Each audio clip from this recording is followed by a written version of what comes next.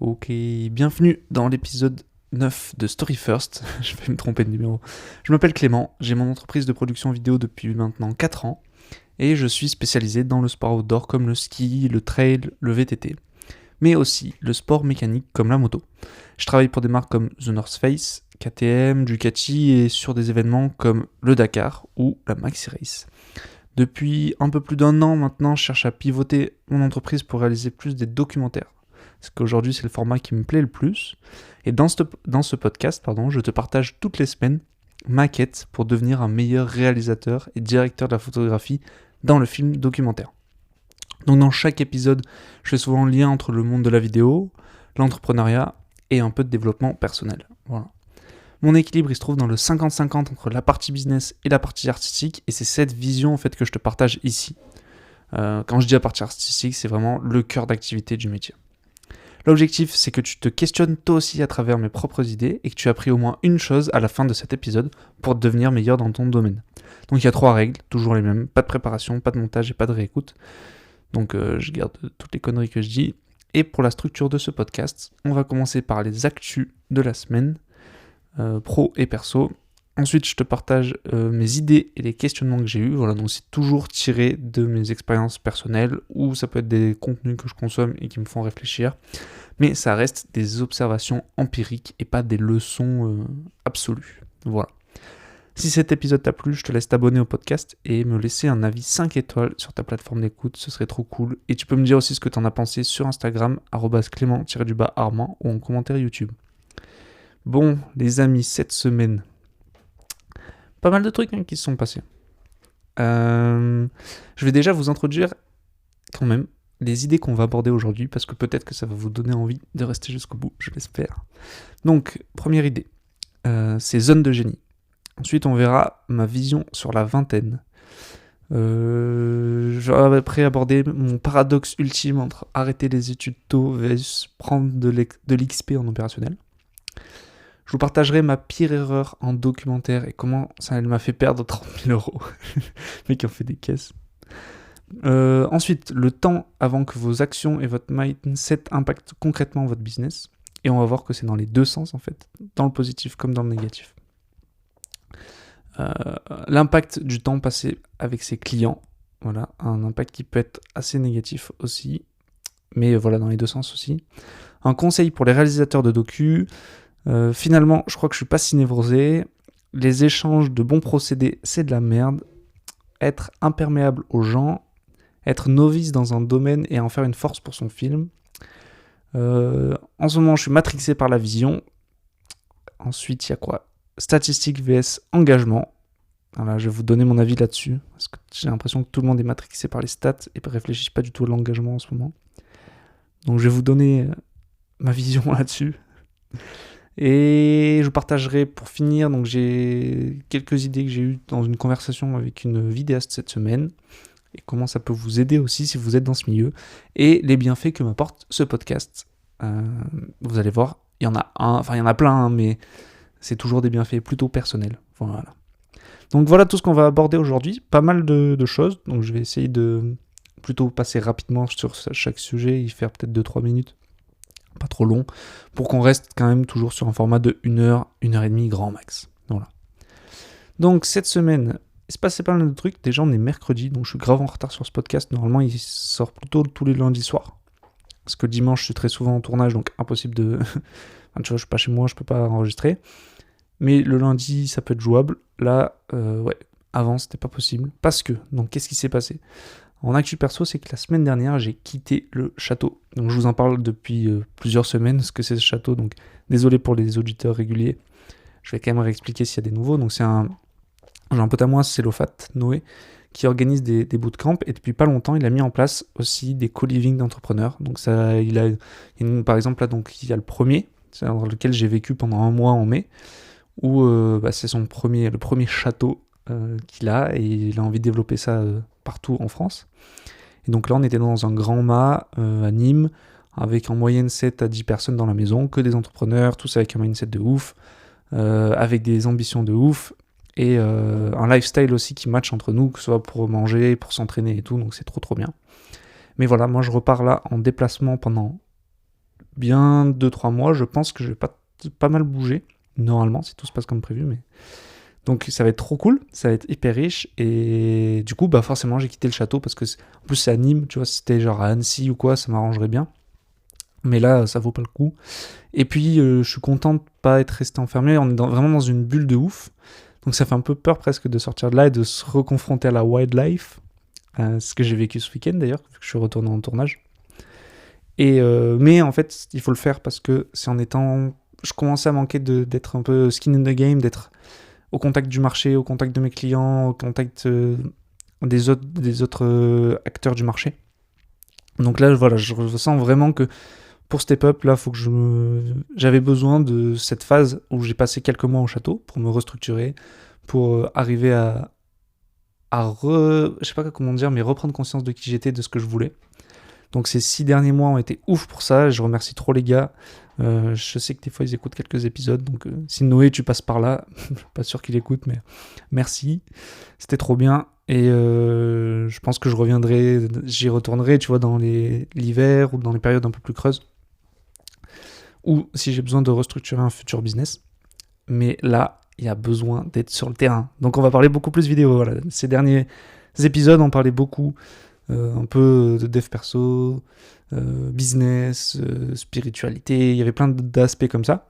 Donc je pense que j'en garderai toujours un peu, parce que comme je vous ai dit, moi l'équilibre est dans le 50-50. Mais comme j'ai quitté le château et que je retourne sur le terrain à mort, en tournage et montage, on va parler beaucoup plus vidéo. Donc si vous êtes là pour la partie vidéo, documentaire, vidéo d'événements, etc., il va se passer plein de choses.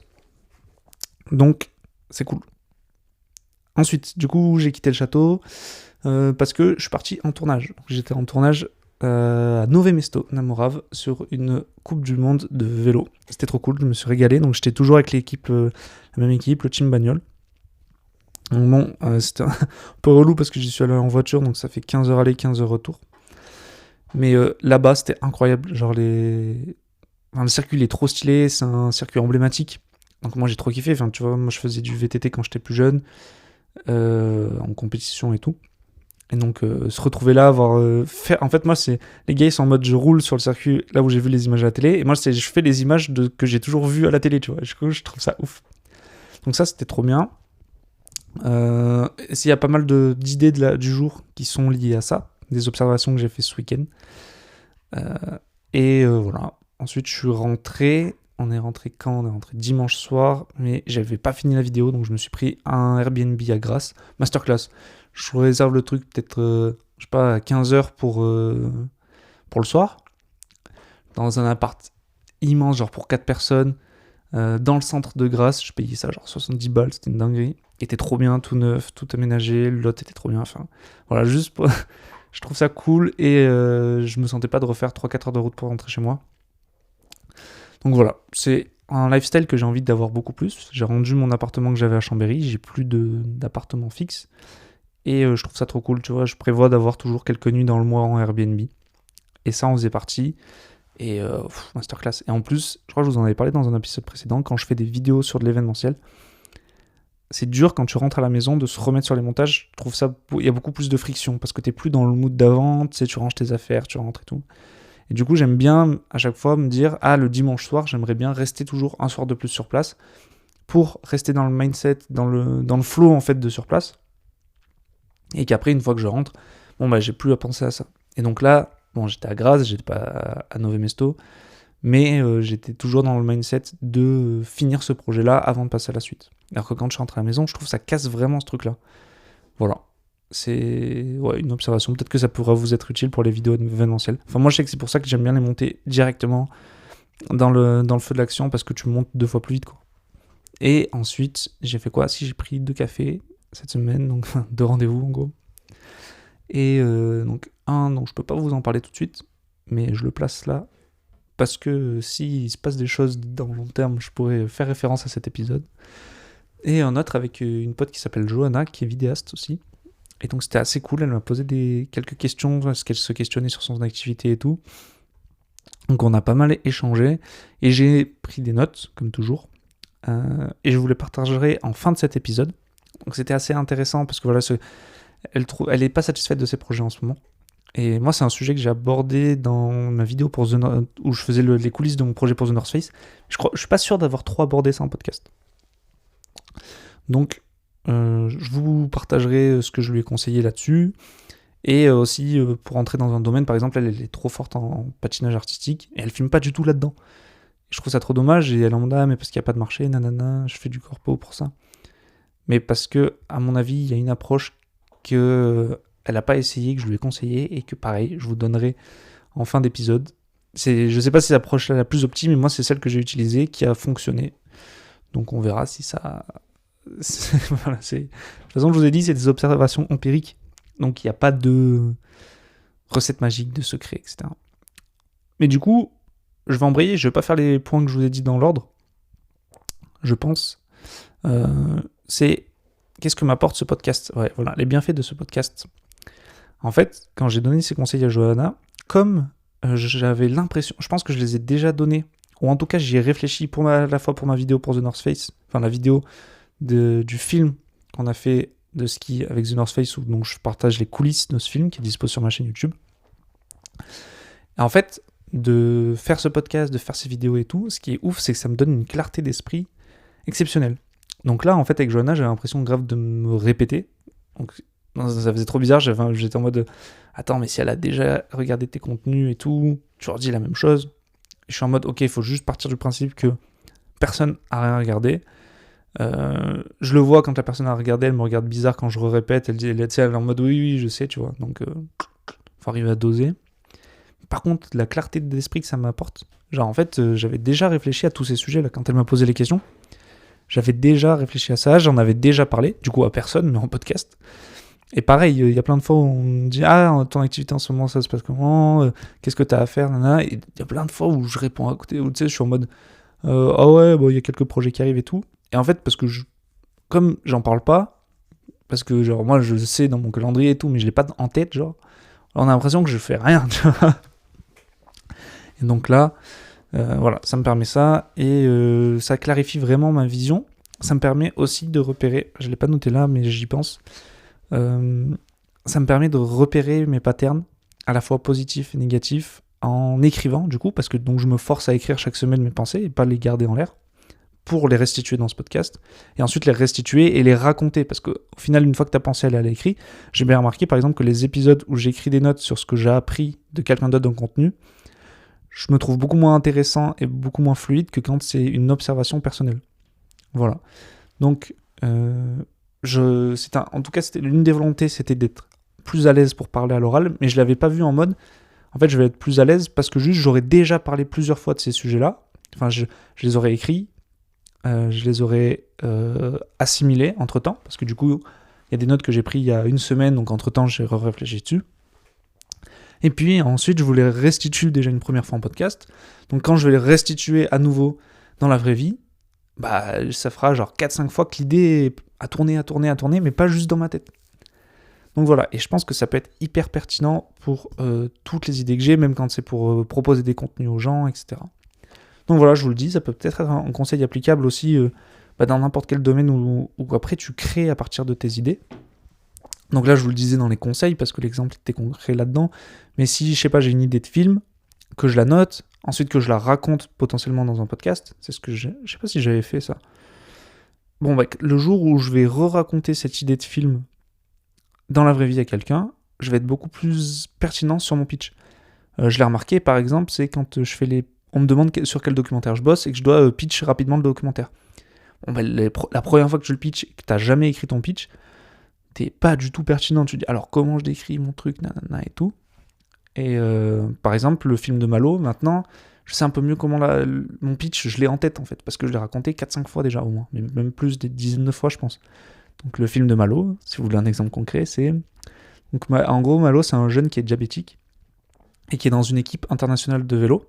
Et je l'ai suivi pendant 1 an sur sa saison, et en même temps, on a aussi découvert toute son histoire avec la maladie, parce qu'il a un diabète un peu spécial. Bon, ça, voilà, je commence à l'avoir. Bon, j'ai pas été méga fluide, mais vous avez compris l'idée. Ok. Alors, on va reprendre au début. J'ai noté mes zones de génie vidéo. Alors, à quoi ça sert ? Le truc, c'est qu'on sait jamais c'est quoi nos specific knowledge, nos zones de génie, enfin ouais, on va le garder en français. C'est dans quoi qu'on est bon naturellement sans forcer. Donc ça, c'est potentiellement un conseil que vous avez souvent entendu. Il faut cibler les endroits où on est bon, mais souvent en fait on s'en rend pas compte vu que c'est des endroits sans forcer. Et donc ce que j'ai fait, c'est que j'ai noté un peu tous les retours que j'avais des clients dans plusieurs domaines d'ailleurs, et essayer de trouver en fait qu'est-ce que eux trouvaient bien et que moi je m'en rendais pas compte, tu vois. Genre par exemple, le truc tout con, mais les films de trail, moi j'ai toujours fait avec des interviews, etc., parce que ça me saoulait quand c'était que des images d'action ou des images de paysage. Je me disais mais ça raconte pas grand chose, puis j'ai l'impression de faire la même vidéo tous les week-ends. Si je rajoute des interviews, moi je kiffe trop parce que j'ai l'impression de faire des trucs différents, tu vois. Mais à la base c'était genre juste perso, il y avait pas de stratégie de on va se différencier des autres et tout. C'est venu après. Mais par contre, j'ai eu plein de retours clients qui étaient en mode c'est trop bien que tu fasses ça et tout, nous on adore, les autres le font pas. Ok, donc là, spécifique. Et pourquoi ? Et donc là, j'essaie de diguer dans qu'est-ce qui fait dans mes. Comment dire ? Je sais pas, dans mes qualités personnelles ou mes défauts personnels, parce que ça peut être aussi tes défauts, tu vois, qui fait que t'aimes ça. Donc un des défauts, c'est je me lasse vite, donc c'est pour ça que j'ai envie de raconter des histoires. Et une des qualités, par contre, c'est que je pense avoir, donc ça c'est un retour d'un autre client, par exemple, pas mal d'empathie en tournage. Et c'est pour ça que je m'oriente vers le documentaire. Parce que c'est cohérent avec ça. Et en fait, ce qui m'a fait prendre compte de ça, donc là, je vous ai donné l'exemple avec le trail, l'empathie en tournage, c'est, par exemple, j'avais filmé un mariage il y a quelques années, donc aujourd'hui, j'en fais plus du tout, mais... Et la mariée, elle m'avait fait un retour de ouf, elle m'a fait un message vocal, c'était méga touchant et tout, et une phrase qui m'a marqué, c'est, elle m'a dit, c'est ouf, t'as réussi à capturer tous les instants et toutes les émotions de la journée, et je t'ai pas vu une seule fois de la journée. Alors qu'en vrai, j'étais collé à eux tout le temps, tu vois. Mais du coup là, je me suis dit, ok, là il y a un truc à remarquer aussi, c'est que je suis plutôt de nature quand même assez discrète, tu vois. Quand mes potes ils me décrivent, ça c'est un bon point, comment tes potes te décrivent, ils vont dire Clément il est timide quand on le connaît pas, et après une fois qu'on le connaît, il se lâche. Cette timidité, ça peut être un atout, donc ça peut être un défaut, voilà. Mais ça peut être aussi un atout parce qu'en tournage, ça me permet d'être hyper discret. Et en documentaire, c'est ce que je recherche en fait. Je veux que les acteurs, mais que les personnages se comportent comme si j'étais pas là. Donc pour ça, le meilleur moyen, c'est d'être discret à mort.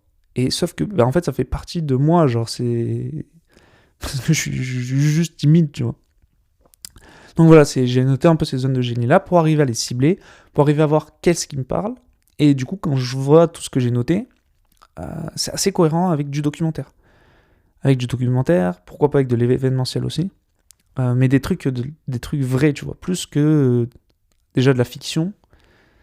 Je suis beaucoup moins touché par de la fiction, j'en regarde beaucoup moins, je pense. Après, ça pourra venir, hein, tu vois, mais pour l'instant, en tout cas, la fiction, ça me parle pas, et ça va pas avec mes zones de génie par rapport à ce que j'ai remarqué. Et autre chose que je voulais vous faire remarquer, donc, j'en ai noté plein d'autres, hein, par exemple, j'apprends vite. Bon, ça, c'est quand j'ai fait mon stage dans une boîte de prod, ils m'ont dit ça. Moi, j'ai pas spécialement l'impression d'apprendre vite, parce que voilà, tu te compares toujours à des mecs qui apprennent plus vite que toi. Mais bon, c'est... Genre, on me l'a dit plusieurs fois, etc. Je le constate aussi. À l'école, j'étais plutôt bon élève, tu vois, genre... parce que j'apprenais vite et je révisais jamais à la maison, tu vois, mais... Voilà. Je sais pas, un autre truc, c'est que j'adore les souvenirs. Donc, en fait, j'adore créer des souvenirs et j'adore re-regarder des souvenirs, par exemple. Je le fais pas trop, pas par nostalgie, tu vois, mais parce que, je sais pas, ça rappelle des émotions, ça rappelle une histoire.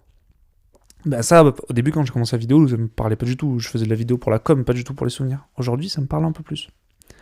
Donc voilà. Et ce que je voulais vous faire remarquer, c'est que si vous cherchez vos zones de génie, vous les trouverez pas en vous asseyant dans un bureau, en écrivant « Ok, donc quoi je suis fort ?» En fait, ces trucs-là, tu les trouves en faisant. C'est comme, je sais pas, c'est comme par exemple dans ton personal branding, les mots-clés, les choses comme ça, qui font ton esprit de tribu, tu vas les trouver en faisant des choses. Bon, là, avec les zones de génie, c'est pareil. J'ai pas constaté ces trucs-là avant de me lancer dans la vidéo en me disant « Ok, c'est quoi mes zones de génie dans la vraie vie ?» Avoir de l'empathie pour les gens, je m'en rendais pas compte, tu vois.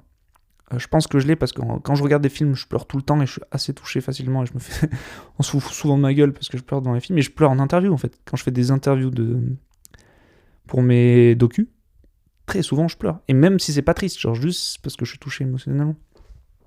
Donc voilà, il n'y a pas du tout pour faire le mec ou quoi, c'est en toute humilité, je m'en branle un peu en fait de ce que c'est bien, ce que c'est pas bien, c'est juste des constats de ouf. Enfin, des constats clairs, voilà. Donc, la meilleure manière de le remarquer, c'est de faire des choses, de discuter avec vos clients, de leur demander qu'est-ce qu'ils ont bien aimé, qu'est-ce qu'ils ont moins bien aimé, par exemple. Il y a du bonus si c'est des gens qui ont travaillé avec d'autres boîtes de prod avant toi, ou qui ont travaillé avec d'autres vidéastes, etc., et qui ont déjà une connaissance du marché. Parce que sinon, c'est un peu compliqué, parce qu'ils n'ont pas d'éléments de comparaison, donc ils savent pas ce qui est spécifique à toi, tu vois. Et voilà, c'est tout. On va arrêter là pour ce sujet. N'hésitez pas du coup à prendre des notes à chaque fois que vos clients font des retours, à leur demander ce qu'ils en pensent. Je sais par exemple si un dernier truc c'est pourquoi j'ai remarqué l'empathie en tournage et que je sais aussi que je suis pas trop mauvais en interview. Parce que plusieurs fois j'ai eu des retours mails de clients où alors c'était moi qui filmais, c'est moi qui posais les questions, je faisais tout à l'interview. Et je sais pas, je me souviens d'un mail que j'avais reçu de la Biennale de l'art de Lyon, enfin la Biennale de Lyon, genre sur la partie art contemporain, parce qu'il y a aussi la partie danse, bref. Donc à une époque où j'étais prestataire pour Bokeh Productions. Donc c'est moi qui ai fait l'interview, et en mail, ils m'ont dit l'interview, trop bien, l'interview est super pertinente. Je me dis, ok, il y a un truc à jouer, tu vois. Et je sais pourquoi, parce que j'ai passé tout mon lycée, je consommais un maximum de podcasts, d'interviews. Voilà. Je vais encore aller beaucoup trop longtemps là-dessus, sur ce point-là. Ok, ma vision sur la vingtaine. En gros, c'est ce que je me suis rendu compte avec... j'en discutais avec Antonin. Donc Antonin, il a une chaîne YouTube dans le vélo et il vend des formations pour aider les cyclistes à faire leur propre plan d'entraînement. Donc voilà, il est vraiment sur la partie physique. Il a la science du cyclisme. Et Antonin, il est au château. Et on se rend compte, au château, le truc, c'est que on est orienté business. Donc, l'objectif global de tout le monde, c'est faire du cash. Tu vois, en plus, il y a donc Yann Joubert, notre gars du château qui est venu, qui est coach. Il fait que crier cash tout le temps, il écrit partout et tout. Et en fait, on s'est rendu compte quand même que notre vision, c'est pas genre juste faire du cash pour l'avoir en perso. Tu vois. C'est pas genre faire de l'argent pour avoir un gros compte en banque en perso. Genre. Ça, c'est pas ma vision sur la vingtaine en tout cas. En gros, ce que j'en ai conclu de tout ça, donc là je vous ai mis un peu le contexte sur comment j'en suis arrivé là, à cette idée. Et j'ai déjà réfléchi depuis quelques années, tu vois, j'ai toujours dit depuis quelques années, pour moi, en fait, avant 30 ans, ce qui m'intéresse, c'est plus de maximiser les compétences et les expériences que je vis, les aventures, et pas spécialement le revenu personnel. Et en fait, le truc, c'est que très souvent, tu vas comparer aux autres sur les mauvais facteurs parce que tu n'as pas l'intention et tu sais pas quel jeu tu joues. En gros, si moi je veux maximiser mes aventures, bon bah, je m'en fiche un peu d'être millionnaire en perso, tu vois. Je dis pas millionnaire sur la boîte, mais d'avoir fait 1 million de CA sur la boîte, c'est différent. Mais d'être millionnaire en perso. Par contre, je préfère genre faire moins d'oseille et vivre des Dakar, tu vois. Ça, c'est une expérience de ouf, c'est une aventure de ouf. Et pourquoi je dis jusqu'à 30 ans ? C'est peut-être parce que dans 10 ans, j'en aurais peut-être un peu marre de courir dans le désert, tu vois. Et que je préférais faire des interviews posées, de trucs corpo, où je fais plus d'argent, où ça me permet de développer ma maison, ma famille, avec mes gosses, etc. Enfin, je dis 30 ans parce que c'est une échelle, mais ce sera 35, ce sera peut-être 28, j'en sais rien. C'est plus pour donner, pour dire dans 10 ans, quoi. Je me laisse 10 ans pour vivre des aventures et pour maximiser les compétences aussi. Parce que du coup, si là je me concentre sur développer mon oseille en perso, forcément je focus plus sur la partie business, donc je développe moins mes compétences. Et les compétences, ça se développe aussi. Donc ça peut être des compétences business, qu'on soit d'accord. Mais là, c'est mes compétences en vidéo que j'ai envie de développer. Et donc forcément, si je suis en train de développer mes compétences vidéo, je suis moins focus sur la partie business, je suis moins focus sur les revenus personnels en fait. Voilà. Et le problème, c'est quand on se compare aux autres. Moi, je sais que plusieurs fois, là, quand on était au château, encore une fois, mais même en février, donc il y avait des gens qui avaient fait beaucoup de... Enfin, il y a plusieurs mecs qui étaient... On a rencontré 2 millionnaires, voilà, pour dire les termes. Et du coup, je sais que quand ils me posaient des questions sur certains projets, j'étais là, presque je m'excusais, tu vois, j'étais en mode, ah ouais, la Maxi Race, c'est un projet, ah oui, mais... c'est un projet où j'ai quand même 5 mecs, mais ouais, bon, par rapport à toi, ça fait que 5 chiffres, tu vois, et je peux pas te donner de détails, mais... Alors que lui, il fait des millions avec ses boutiques. Il m'a dit, ouais, mais on s'en fout en fait. Tu vois, c'était même lui qui me disait, mais frérot, arrête de t'excuser, tu vois. Et parce qu'en fait, j'avais pas pris en compte que c'est quoi le jeu auquel je jouais et comment je quantifie. Parce qu'au final, est-ce que j'ai envie d'avoir son lifestyle à lui ? Parce que tu vois, on voit des millionnaires, on entend parler. J'ai par exemple rencontré la coach de Yomi Denzel, elle dit j'ai pas du tout envie d'avoir sa vie, tu vois. Il est hyper stressé, il a une pression de ouf, il travaille énormément, ce qui est ok, lui c'est le jeu qu'il a choisi, mais est-ce que du coup si tu compares sur les revenus, tu dis par rapport à Yomi je suis moins bien, enfin je suis moins fort, il est meilleur que moi, oui mais à quel jeu tu joues ? Voilà. Donc moi j'ai envie de jouer jusqu'à 30 ans au moins à développer les compétences et développer les aventures. Je pense qu'on donne pas assez de crédit aux aventures. À vivre des choses, à faire des voyages, à travailler sur des projets de ouf. Tu vois, se retrouver au Dakar, c'est ouf en vrai.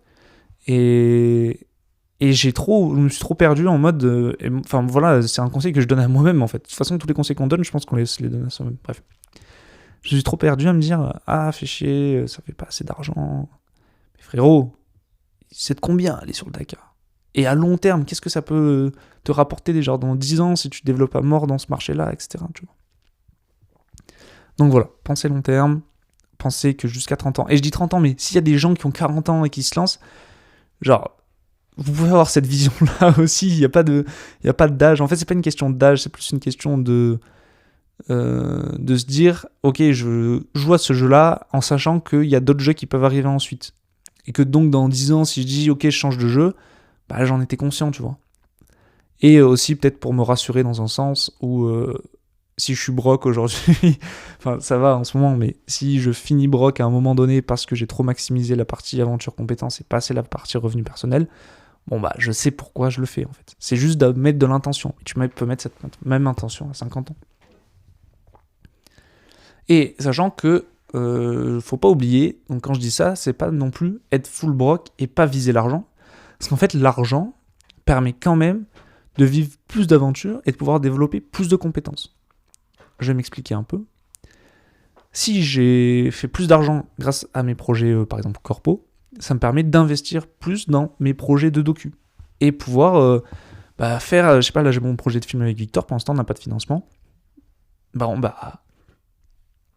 Si en perso je fais assez, enfin en perso avec l'entreprise quoi, ça me permet de me libérer du temps, de pouvoir investir dans ce film, genre payer un monteur, payer un coloriste, payer un compositeur, payer un ingé son, tous les trucs que je peux pas faire moi, ou que je veux pas faire moi.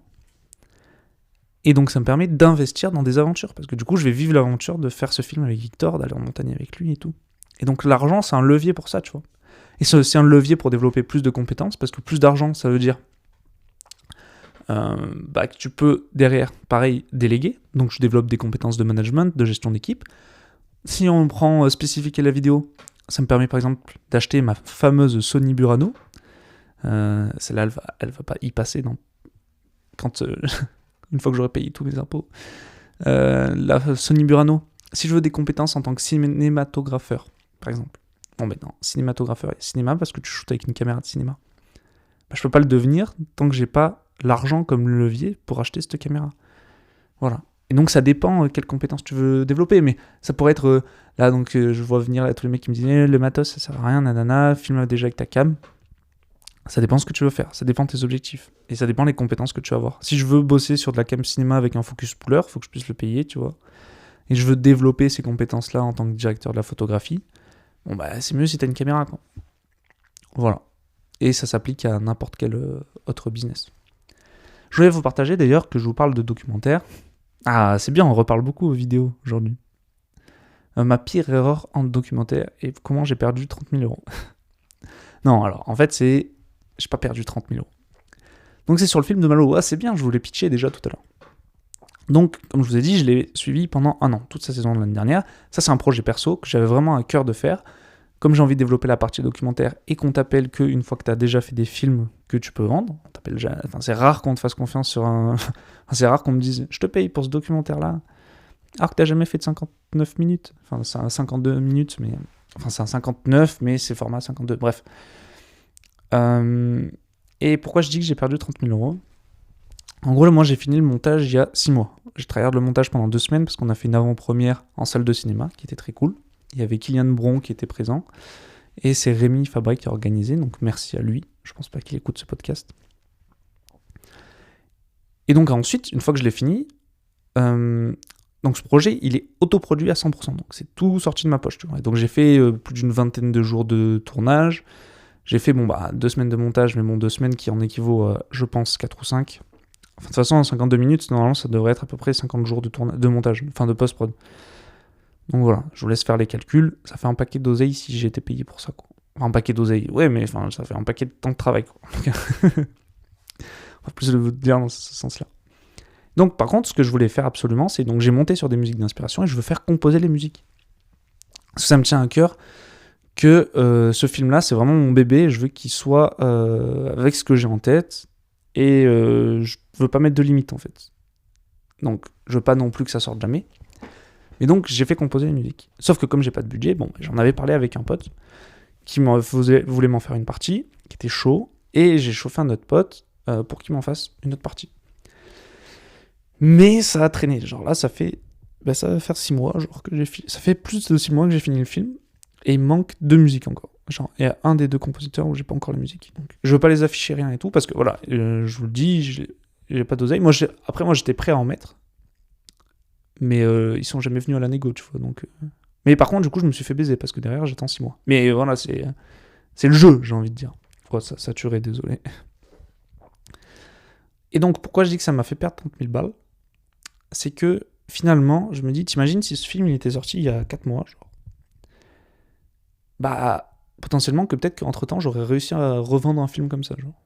Ou bien, d'ici 6 mois, etc., j'aurais vendu un film. Ça veut pas dire que j'aurais fini ce film-là, tu vois.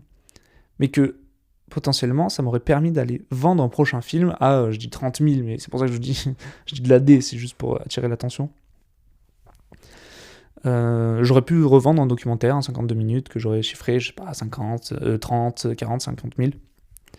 Mais du coup, comme le film n'est pas fini, j'ai perdu cette oseille. Mais parce que, en soi, c'est pour ça, en fait, c'est un paradoxe, il n'y a pas de bonne réponse. C'était en soi, est-ce qu'il aurait mieux fallu que je paye 2000 balles compositeur et que je sois sûr d'avoir la musique au bout d'un mois, mais sachant que ce projet me rapporte pour l'instant rien, on va voir, le but c'est d'aller le vendre après, mais potentiellement il me rapportera 0, tu vois, et c'est ok. Mais du coup, donc j'aurais pu perdre 2000 balles, mais en regagner derrière. Mais à la fois, à cette époque-là, j'avais vraiment j'étais plus dans une mentalité de ok, ça me rapporte pas d'oseille, on va doser, etc. C'est un projet perso, donc moi j'ai bricolé. Je bosse avec des potes. Les musiques sont top, hein, par contre. Les musiques sont incroyables. Et voilà, donc c'est avec des potes où eux aussi. Enfin, le premier, il a pas d'expérience dans la musique de film. On a déjà beaucoup composé ensemble. Deuxième, on a déjà un petit peu. Et donc ça lui faisait aussi de l'expérience. Lui était trop content de le faire. C'est un très bon pote, donc voilà, on s'arrange. Mais est-ce que j'aurais pas mieux fait de drive un peu plus ce truc, mettre des deadlines, les payer, sortir, je sais pas, 2, 3, 4 000 balles. Voilà. Donc, il n'y a pas de bonne réponse. Genre. C'est juste, je me suis posé cette question parce que donc c'est un film dans le vélo. Et donc, il y a un gros team de vélo qui a commencé un documentaire, où il y a un documentaire qui est fait chez eux. Donc, j'ai appris ensuite que de toute façon, c'était Red Bull, s'ils n'ont pas fait en interne et tout. Mais je me suis dit, putain, fait chier, je me suis fait baiser. Si j'avais sorti ce film en février, moi, je comptais les démarcher pour leur vendre un futur film, tu vois, dans l'année. Et je comptais que ça sorte en février, genre en mars, tu vois, qu'on est fini en février. Là, on est bientôt en juin, et j'ai toujours pas les musiques. Bref, je vous ai expliqué pourquoi. Et du coup, c'est là où je me suis dit, ok, j'aurais pu potentiellement vendre un prochain film, et j'ai perdu cette thune-là. Voilà, vous faites ce que vous voulez de ça. Dites-moi, est-ce que vous pensez que j'aurais mieux fait de payer ou pas ? On s'en bat les couilles, en vrai. C'est empirique. Alors, arrêter les études tôt vs prendre de l'XP dans l'opérationnel. Mon paradoxe ultime. En gros, moi j'ai fait un big bet à l'époque. Donc là, actuellement, j'ai 22 ans. Putain, ça sature trop, je suis désolé. Actuellement, j'ai 22 ans. Donc, quasiment tous les potes avec qui j'étais en études post-bac, là, ils sont dans leur dernière année de master.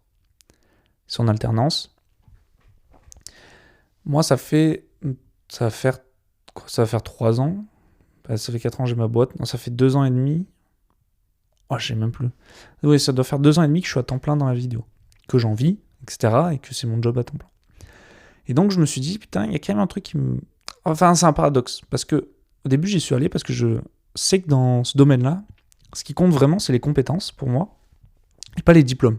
Je savais que le master, il allait me servir à rien, en gros, pour faire simple.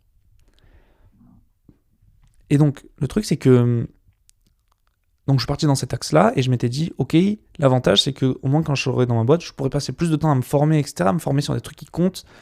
Et le truc à l'école, c'est que tu perds beaucoup de temps à te former sur plein de trucs parallèles qui sont pas forcément méga pertinents.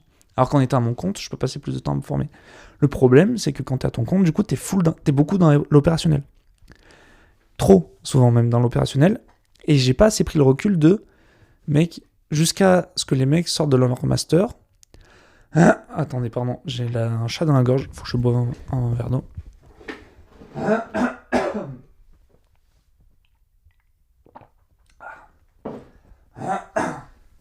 Désolé pour ce contretemps. Que, en fait, ouais, jusqu'à Bac plus 5, il fallait peut-être pas trop rentrer dans l'opérationnel et maximiser à mort. Mais au final, en fait, c'est l'opérationnel aussi qui fait prendre des compétences, prendre de l'XP, prendre des contacts, faire aussi plus de chiffres. Donc, potentiellement, derrière, comme on a vu tout à l'heure, faire plus de chiffres, c'est aussi de pouvoir développer plus de compétences.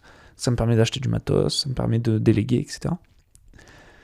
Mais en même temps, si t'es en cours, bah, techniquement, t'as pas la partie opérationnelle.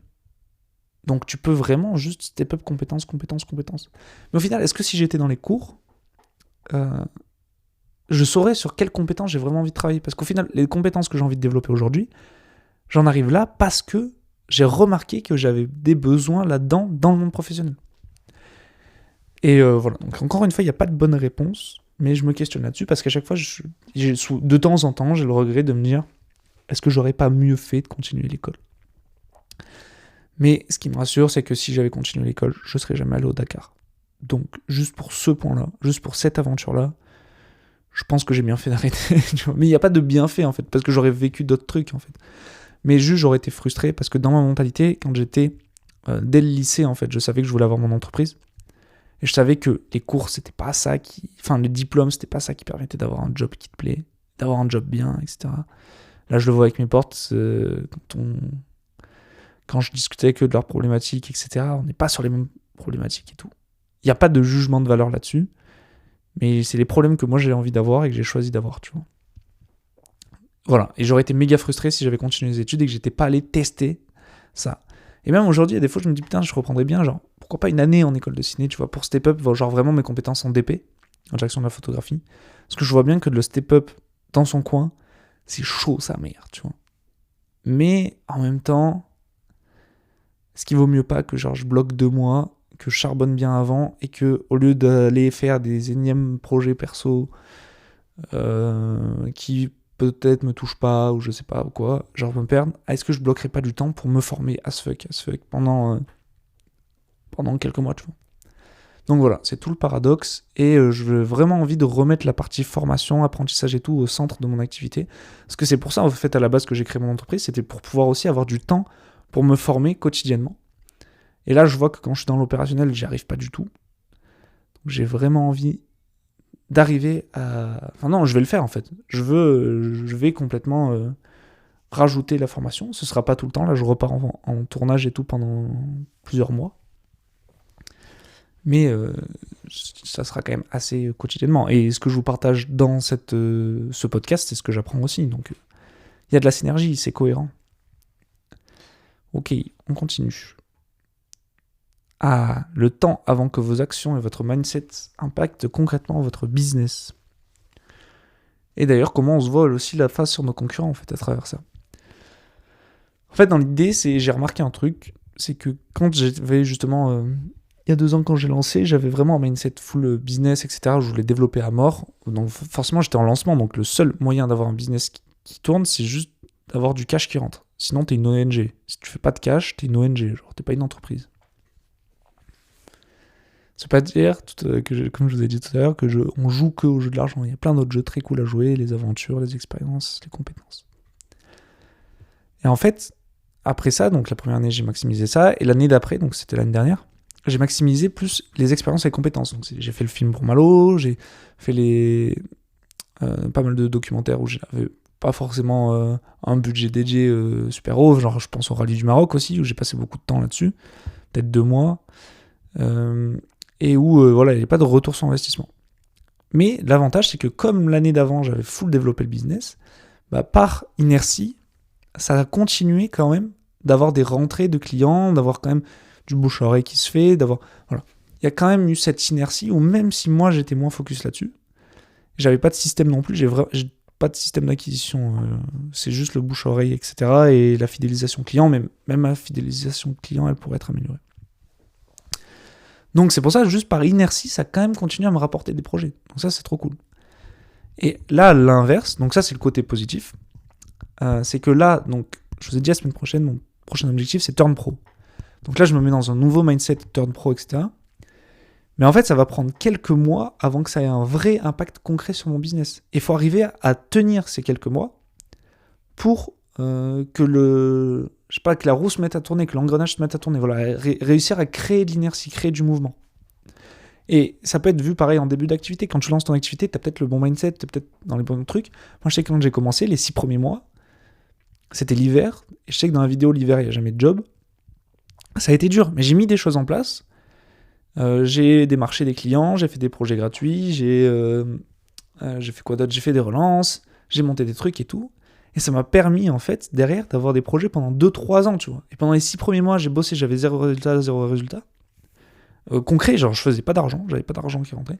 Mais en fait, l'inertie de ça, elle est loin, tu vois. Et ensuite, à l'inverse, l'inertie de j'ai moins bossé sur la partie business, là, elle continue à me toucher un peu. Et l'inertie pour que je relance dans l'autre sens la roue business, elle va prendre quelques mois, peut-être quelques mois quand même, je pense pas quelques années, à se relancer. Et c'est pour ça que je vous parle tout le temps de l'équilibre entre la partie business et la partie artistique, ou la partie cœur de métier en tout cas, si vous n'êtes pas dans un domaine artistique. C'est parce que sinon, c'est plus dur de relancer l'inertie, à l'image d'une roue en fait. Donc l'inertie, c'est la force centrifuge par exemple dans une roue. Donc quand tu pousses une roue, tu vois, imagine où genre je sais pas, t'es au parc pour enfants, tu pousses le truc qui tourne là, je sais pas comment ça s'appelle, ça me fait vomir cette connerie. Au début c'est dur, tu pousses, et en fait, hop, après tu donnes de la vitesse, ça tourne, et puis après t'arrêtes de pousser, ça continue de tourner, puis ça ralentit. Et le truc c'est que c'est comme si là t'en avais 2. Enfin moi j'en vois vraiment 2. 2 qui se complètent, en fait presque, même au final, mais qui se font grossir l'un l'autre. Et plus les roues sont grosses, plus... je sais pas, la métaphore, je la file là, mais je sais pas où je vais. Plus du coup il y a d'inertie, plus il y a de mouvement, etc. Mais quand t'arrêtes d'en pousser un, du coup tu vas pousser l'autre, mais l'autre, du coup ça ralentit, tu vois. Il y a quand même de la corrélation, mais c'est pas des engrenages, tu vois. C'est pas... Ouais. Bon, je me suis un peu perdu, mais en gros c'est comme si on avait 2, et que du coup quand t'arrêtes d'en pousser un, tu vas pousser l'autre. Et le meilleur moyen, peut-être, je pense, c'est d'avoir une balance où tu pousses pas trop longtemps, que tu délaisses pas trop longtemps un côté par rapport à l'autre.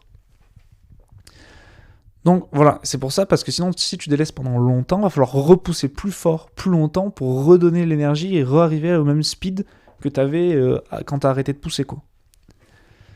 Et voilà. Donc il faut arriver à pousser un peu les deux et mettre des systèmes en place, potentiellement, pour qu'en fait, il y en ait un qui soit sur un moteur pendant une période, et que hop, ça continue à tourner grâce à un système, et où tu as juste à alimenter ton moteur, par exemple, et que toi, tu peux te concentrer sur le deuxième, créer des systèmes pour le deuxième, et après revenir sur celui-là, l'améliorer, etc.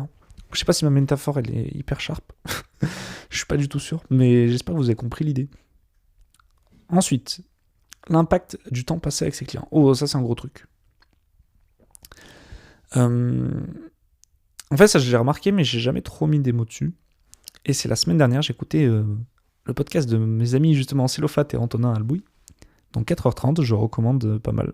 Ça c'est cool. Bon, on parle un peu des mêmes choses, mais chacun à notre manière, comme on vivait ensemble. Souvent, on a les mêmes réflexions, du coup. Donc, c'est marrant. Et donc, il parlait de l'impact, en fait, que tu as qu'un client te fait, ou même qu'un prospect te fait. Ça peut être même juste un prospect.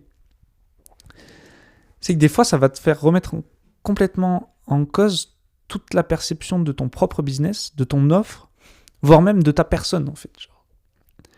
Et encore une fois, ça peut être positif ou négatif. Quand j'ai commencé, par exemple, j'avais très peu de preuves que ce que je faisais, c'était bien, tu vois. Parce que j'avais fait genre 2-3 projets. Par contre, j'avais des retours clients de ouf, et je me sentais trop fort, tu vois. Je me sentais trop fort, j'étais en mode, ah c'est bon, let's go, j'ai tout compris, je vais tout enculer. Et après, en fait, tu prends un peu des murs, quoi. Tu vois, c'est normal. Genre. Par contre, ça te met l'énergie pour avancer. Donc ça, c'est un impact positif de tes clients. Et des clients qui vont dire « Oh, t'es pas cher, c'est ouf !» Ou « Ah mec, tu devrais quand même monter un peu tes prix. » Toi, t'es là, tu comprends pas. Tu te dis « Putain, mais il y a son concurrent 2 semaines avant, il m'a dit Ah désolé, c'est trop cher pour moi. » Et en fait, t'as aussi cet impact négatif. C'est que t'as des clients où ils vont te dire « Ah non, c'est beaucoup trop cher, comment c'est possible ? Ah, je pensais pas que ça coûtait aussi cher une vidéo et tout. Ah, ça vaut ça ?» Et là, tu dis, what ? Attends, est-ce que je suis au bon prix ? Est-ce que je suis pas trop cher ? Est-ce que... Et du coup, est-ce que j'ai la valeur que je donne, tu vois ? Et le problème, c'est que là, ces clients-là, ils vont te faire remettre en question ton offre, alors que potentiellement, le problème, il vient juste que c'est pas la bonne cible. Il y a des gens qui sont prêts à payer ce prix-là, et ils t'ont peut-être déjà payé ce prix-là, mais il y a des gens, ils sont pas prêts à payer ce prix-là. Et le problème, c'est pas que t'es trop cher, le problème, c'est juste que c'est pas la bonne personne en face. Ou bien que toi, t'as pas montré assez pourquoi est-ce que ça vaut ce prix-là. Moi, je pense que c'est ça un des problèmes que j'ai avec mes offres qui passent pas. En ce moment... non. Attendez. J'ai encore un...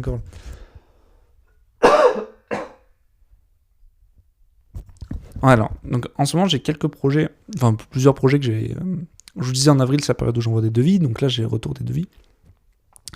Où c'est pas passé, et il y en a où je me dis... Ils m'ont dit, ouais, c'est pas passé parce que c'était trop cher pour notre budget, on a pris un autre gars. Donc en gros, ils ont regardé les deux prix, ils ont pris qui était le moins cher. Voilà. Et j'étais pas le plus compétitif. Mais en fait, si accompagné de mon devis, par exemple, j'avais mis une note d'intention, j'avais détaillé pourquoi ça aurait été moi le meilleur, et pourquoi, bah oui, en passant par moi, ça coûte plus cher, mais derrière, il y a un intérêt de ouf. Alors, faut pas que je donne trop d'exemples, mais bon, disons que c'est un projet dans le vélo. Et du coup, par exemple, j'aurais pu mettre en avant, moi j'ai fait des années en Coupe de France, c'était pour un bike park, j'ai fait des années en Coupe de France de vélo, je connais très bien les acteurs du milieu, j'ai moi-même roulé, donc je sais ce qui rend, ça fait 2 ans que je filme énormément de vélo, j'ai filmé une course d'enduro, etc. Enfin voilà, j'ai un background, tu vois. C'est pas juste j'arrive comme ça, et peut-être aussi justifier les idées que j'ai, le type de prise de vue qu'on pourrait faire, etc. Et dire, ok, en fait, lui, on paye plus cher, mais on a ça derrière. Voilà, donc là, je me suis un peu perdu, je vous donne des conseils qui sont plus liés à l'idée de base, mais faites attention à l'impact qu'ont vos clients. Moi, je sais que ça m'a pas mal niqué l'année dernière comme je développais beaucoup des projets perso, je passais beaucoup de temps avec des gens qui n'étaient pas capables de me payer le prix que je vaux. Enfin, le prix que d'autres clients me payent, on va le dire comme ça. Et qui donc m'ont fait remettre en question complètement tout, jusqu'à mon identité en fait. Putain, est-ce que je suis bon en vidéo ? Est-ce que les gens sont prêts à payer cet argent-là, tu vois ? Mais en fait, frérot, on t'a déjà payé à ce prix-là, on est prêt à te payer à ce prix-là, et ces gens-là te trouvent pas cher. Donc si les autres, ils te trouvent trop cher, c'est peut-être juste l'image qu'ils ont, eux, de l'argent et de ce que ça leur rapporte qui est pas corrélé avec toi, qu'est-ce que t'emmènes, tu vois. C'est pour ça que je dis souvent, j'aime bien bosser avec des clients où ils ont déjà bossé avec des boîtes de prod, avant, ou d'autres vidéastes. Parce qu'il n'y a pas à les former. Un truc tout con, voilà, mais quand je dis ils se rendent pas compte de la valeur, c'est dans mes CGV, je conserve les rushs pendant 1 an sur mes disques à la maison. Genre un gros NAS, j'ai 2 gros NAS à la maison.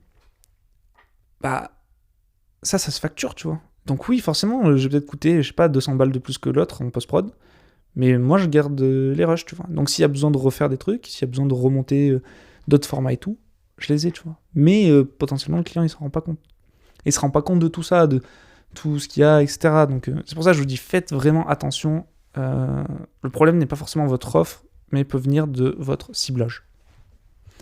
Ok, putain, je parle trop là. Il y a beaucoup de choses. Ok, si, un conseil pour les réalisateurs de documentaires. Ça va être bien. En gros, ce que j'ai remarqué, c'est que, donc ça fait plusieurs fois que je vous explique l'idée que souvent, ce qu'on va raconter dans un documentaire, c'est lié à ce qu'on a nous-mêmes vécu, et du coup, ça nous touche. Parce que finalement, tout ce qu'on voit et tout ce qui nous touche dans le monde, c'est que ça, c'est un peu un miroir de ce qu'on aime chez nous. Ou de ce qu'on n'aime pas chez nous, de ce qu'on a vécu chez nous, des émotions qu'on a ressenties. Enfin, c'est pas manichéen, mais... Donc voilà, ça c'est le constat. Et le truc, c'est que pour pouvoir raconter bien les émotions de quelqu'un, c'est qu'il faut les avoir vécues. Pas forcément de la même manière. Par exemple, je raconte... Si on prend le film de Malo, comme ça on reste que sur cet exemple-là. La morale de l'histoire, c'est grâce au vélo, ça lui permet de se sentir comme tout le monde. Parce qu'une fois qu'il est sur son vélo sur la ligne de départ, tu vois pas qu'il est diabétique. Il n'est pas dans une case, il n'y a pas de catégorie diabétique. Il est comme tout le monde. Et donc il est en quête de cette recherche d'identité, d'indépendance et tout, à travers le vélo. Bon, mais ça me touche, ça me parle. Ça fait ressortir des trucs en moi, que j'ai vécu, des émotions que j'ai ressenties, une quête que j'ai ressentie. J'ai jamais eu le diabète, j'ai jamais vécu ça, tu vois. Mais c'est assimilé à d'autres aventures que j'ai pu vivre et qui me parlent, tu vois. Pareil avec le film que je veux faire avec Victor. Donc ça, c'est le constat de base. Et donc, ce que je me rends compte, c'est qu'il faut vivre en fait plus d'aventures pour ressentir plus d'émotions et pouvoir mieux les raconter. Quand je dis plus d'émotions, c'est pas des émotions plus fortes, mais des émotions différentes ou liées à différentes expériences, etc.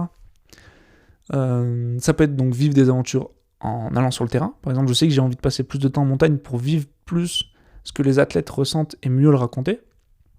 Mais ça peut être aussi en lisant des livres, en consommant des films, et où du coup on ressent à travers la personne du livre, à travers le film, ce qu'il a vécu, et potentiellement on pourra mieux le retranscrire. Parce que voilà, quand tu bosses dans 50 000 domaines, tu peux pas avoir vécu toutes les émotions de tout le monde. Tu vois. Alors qu'à travers un livre ou un film, tu peux avoir une infime partie de ce qu'il a pu vivre, tu vois, et un soupçon de ça, et de ressentir ces émotions-là. Enfin, quand je vous disais je pleure devant les films parce que ça me touche émotionnellement, c'est pas forcément parce que c'est triste, en fait. Et donc ça me permet de ressentir un petit peu par empathie ce que la personne vit. Mais j'ai aussi envie de le vivre réellement, de manière empirique, encore une fois, en allant sur le terrain, quoi, en vivant vraiment les choses. Donc c'est pour ça que je pense que c'est important de ne pas trop s'enfermer dans l'opérationnel pour pouvoir être plus compétent, être plus sharp, être plus pertinent sur la manière de raconter des histoires. Et un truc qui m'aide pas mal aussi, je pense, un deuxième conseil, c'est lié à ça, c'est d'écrire et faire plus d'introspection, en fait. Parce que ça nous permet de prendre plus de recul sur nos propres quêtes, et pour mieux raconter celles des autres, en fait. Parce que si on se rend compte, ah putain, à tel moment dans ma vie, j'ai vécu cette crise un petit peu, où je savais plus trop... pour le truc de Malo, c'est donc je savais plus trop... je voulais être considéré comme tout le monde, et j'arrivais pas à l'être, donc je me suis mis... Enfin, grâce à ça, j'ai pu l'être. Si je repère que dans mes introspections, dans ce que j'ai écrit, dans ce que j'ai vécu, ça match, je peux bien le cibler et me replonger moi-même, ok, qu'est-ce que j'ai vécu, qu'est-ce que j'ai ressenti, pour retranscrire, tu vois, ce sera jamais la même chose, mais ça permet de lier les choses. Et aussi, ça permet d'avoir plus de connaissances, en fait. Il y a des histoires... Enfin, pour moi, le documentaire, c'est quand même beaucoup de la psychologie humaine, et je crois que c'est ça qui me plaît dedans, beaucoup. Depuis... avant même que je fasse de la vidéo, j'étais déjà passionné plus par... le business, etc., la vente, mais plus pour la partie psychologie humaine, tu vois. Comment est-ce que tu arrives à convaincre, comment les gens fonctionnent, enfin même c'est plus comment est-ce que le cerveau humain fonctionne, comment fonctionne la psychologie humaine, tu vois. Et à travers le documentaire, en fait c'est la même chose, parce que du coup tu te poses des paradoxes, quand je fais mes notes d'intention, voilà, j'étais pas mal dans l'écriture dernièrement, mais tu poses souvent des paradoxes, des morales, des histoires liées à la psychologie d'un humain, tu vois. Ce serait la même chose en fiction, mais ça me parle sur cet aspect-là. Et donc, si tu as plus de connaissances, à la fois sur la psychologie humaine, sur, tu vois, des réflexes qu'ont les gens, des patterns, des biais cognitifs, par exemple, ça peut être ça aussi. L'histoire que je veux raconter avec Bouzig pour son premier Dakar, oh là, j'ai mis zéro contexte. L'épisode que je suis au Dakar, donc il y a Benji, qui fait le Dakar depuis 10 ans maintenant, enfin un peu plus de 10 ans, et il y a Bouzig, qui prépare son premier Dakar pour 2026. L'histoire que je veux raconter avec Bouzig, c'est que le mec, il court partout, tout le temps, et il est obsédé par tout ce qu'il fait. Mais en fait, ça vient du fait qu'il se fait FOMO par la vie tout le temps, tu vois. Il a peur de rater la meilleure opportunité, de pas te cesser à côté de sa vie tout le temps. Bah en fait, ça me parle parce que je sais ce que c'est de se faire FOMO, je l'ai analysé, j'ai lu des trucs là-dessus, je l'ai vécu, moi je me fais tout le temps FOMO par les projets vidéo des autres. Genre le nombre de fois je suis au Dakar, je vois un pote qui est en train de filmer du ski, je suis en mode « Ah, pourquoi je suis pas en train de filmer du ski ?» Frérot, t'es au Dakar, genre. Ferme ta gueule, genre. Je me fais FOMO. Et donc ça me parle, tu vois. Et ça, c'est aussi parce que je l'ai analysé, je l'ai remarqué, etc. Donc je peux j'imagine, je pense, mieux le raconter. Et parce que aussi, je me suis intéressé à cette psychologie humaine, à ce biais-là, tu vois, ce biais, je sais pas si c'est un biais, enfin si c'est un biais cognitif, mais le fait de se faire FOMO, donc c'est Fear of Missing Out, le fait d'avoir la peur de rater quelque chose. Donc voilà, petit conseil pour les réalisateurs, vivez des expériences, vivez des émotions, prenez des notes sur ce que vous ressentez, sur ce que vous avez vécu, et n'hésitez pas à vous prendre des connaissances. Après voilà, c'est juste que moi j'adore ça, la psychologie humaine, du coup mes films sont axés dans ce truc-là. Voilà, c'est toujours autour de l'humain parce que c'est un truc qui me touche, tu vois, c'est assez personnel au final. C'est lié à ma zone de génie. Mais si toi aussi tu fais du documentaire et que c'est ça qui te parle, bon bah, let's go quoi. Et j'ai noté juste après, prochain point, finalement, je crois que je suis pas si névrosé. Dans les premiers épisodes de podcast, je vous disais que j'avais l'impression d'être un mec bizarre et que j'étais beaucoup névrosé. Et en fait, je me suis rendu compte, à force, là, tu vois, au château, j'ai passé beaucoup de temps avec... donc, il y avait la coach de Yomi, la fameuse... donc, je vais l'introduire, c'est Anaïs Bro, qui est coach en psychosomatique. Donc, elle permet aux gens, à travers les sensations qu'ils ont dans le corps, de se libérer de leurs blocages, de leurs douleurs passées et de leurs peurs.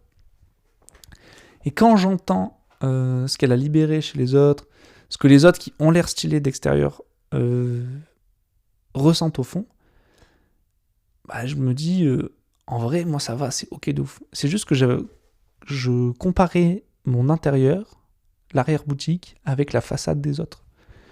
Donc j'avais l'impression, et comme je montrais une façade aussi, où je m'en battais les couilles en fait, qu'on voit l'arrière-boutique à travers la façade, j'avais l'impression d'être bizarre, tu vois. Mais c'est juste que j'étais un peu plus assumé, je pense, sur cette partie bizarre. Et que finalement, quand je vois l'arrière-boutique des autres, c'est ok de ouf. Et par exemple, on a fait du deep breathing, donc respiration profonde, je crois que c'est. Enfin, je crois que ça s'appelle deep breath. Et par exemple, les gars, ils ont vécu des trucs de ouf.